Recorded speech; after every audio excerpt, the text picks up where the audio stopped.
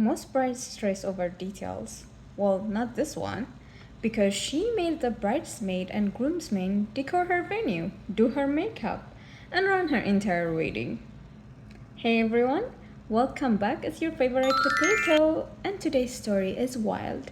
So grab your snack because you would want to hear this story from Chira. Okay, I'm not pronouncing that right. Anyways, one of my oldest friends turned out to be kind of a crazy bride. We lost contact in college, but when she asked me to be in her wedding, I was stoked because growing up she had always been really laid back and fun. A lot changed, I guess. The bridal party was 20 people, 10 bridesmaids, 10 groomsmen. Bro, this is not a bridal party. It's a whole football team with its own cheerleaders. We were basically the unpaid waiting staff. Although over half of the bridesmaid and groomsmen sat around flirting instead of working, the remaining 8 of us stayed up and completely decorated the venue for 200 guest wedding. The bride and her super controlling mother followed us around, correcting absolutely everything we did. Why the bride and the mother didn't want to pay the venue staff who would normally do this? What did they spend the budget on instead? 6 wedding dresses. Holy crap. Of course she doesn't want to pay. She had to save her money for her 6 outfits. Priorities, baby. The bride changed into all 6. No, it wasn't a cultural thing. They were 6 nearly identical, very expensive white stained dresses. I guarantee you, most people hardly noticed that she changed 6 times. 6 nearly identical dresses?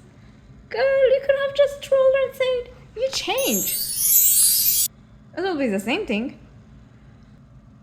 Hours before the wedding, the bride had a breakdown because she didn't make her hair or makeup appointment, and the salon she wanted to go couldn't squeeze her in.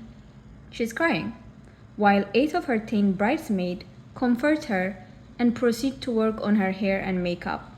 Myself and the remaining bridesmaid are sent to go check on things in the kitchen. So although the venue let us set up, it was sort of a requirement that you use the catering staff in place. That didn't stop the mother of the bride from micromanaging in the kitchen. We walked in and she's yelling at the kitchen staff, telling them how they should be doing things. She sees us and starts giving us tasks. Peel, chop. Okay. So the other bridesmaid and I do as she said, despite of the kitchen staff staring dagger at us. At this point, this is not even a wedding, it's some kind of unpaid internship. So there we are, sweating, peeling, and chopping. Quick mental picture. The bridesmaid dress the bride picked out were this garish purple number with a fully open back and extremely deep V down the front. Under this, we had to wear a neon brassiere, which were completely visible under the dresses. That was the point, I guess. Impractical, unflattering, and absolutely the last thing I want to be cooking in. Y'all don't look like a bridesmaid. You look like the entire Fruit Loop box lineup. Taste the rainbow, but make it stressful. It was surreal and bizarre experience.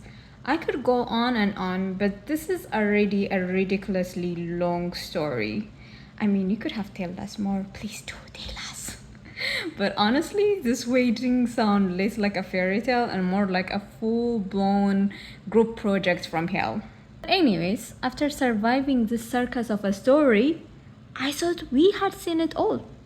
But then come another Bridezilla rolling in, and this story is from rehabs. One of my best friend was getting married. I was to be the bridesmaid. I was between jobs at that time. So I ended up taking a temporary position at the company she worked for. About halfway through the job, I got a great opportunity for a full-time, permanent position in my field. It was competitive, so I didn't take long. So If I didn't take it right away, they could have easily given it to someone else just as qualified. I couldn't afford not to take it, so I ended my temporary position within her company as gracefully as I could to start my new job right away. She took this as an insult and dumped me as a bridesmaid.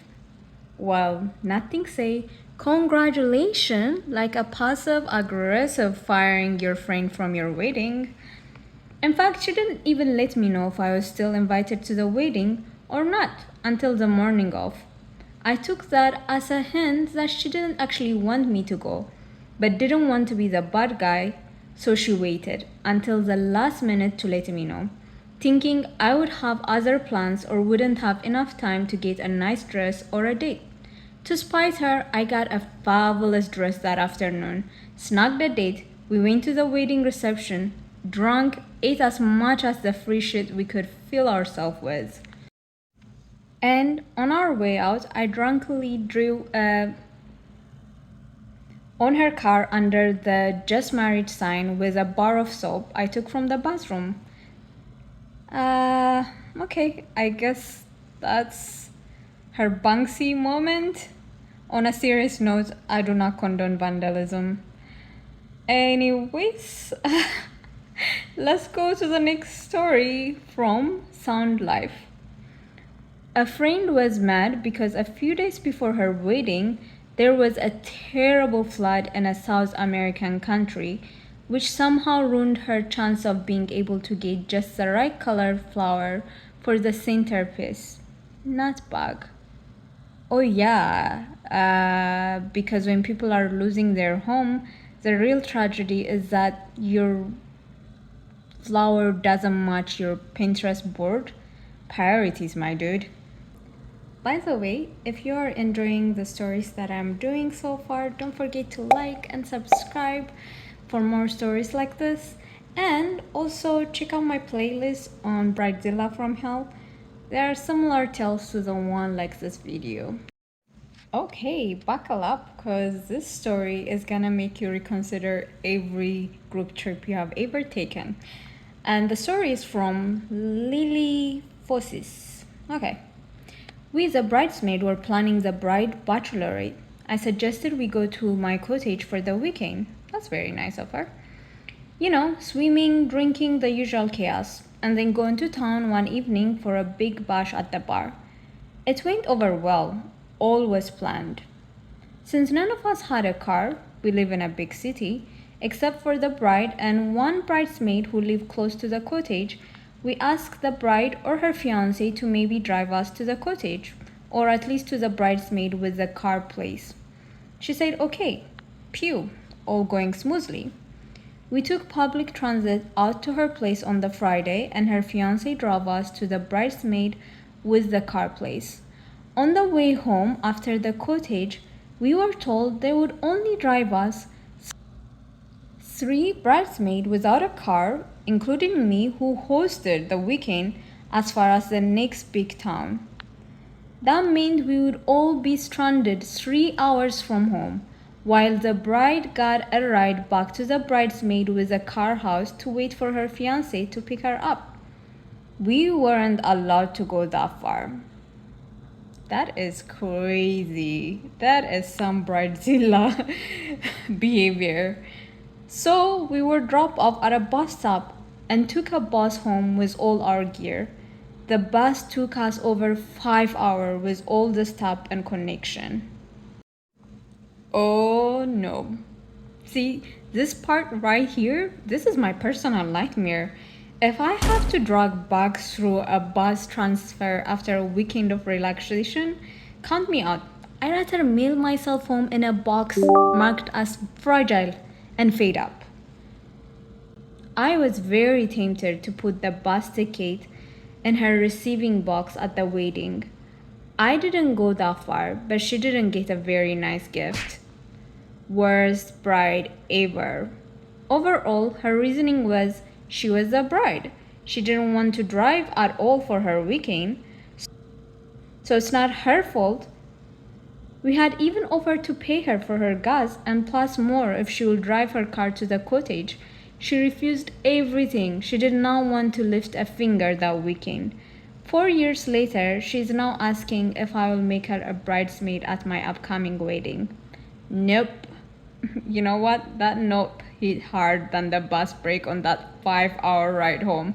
Honestly, if my bride ever pulls this level of main character energy, I am unplugging the GPS and heading straight to therapy. Yeah, that's for real.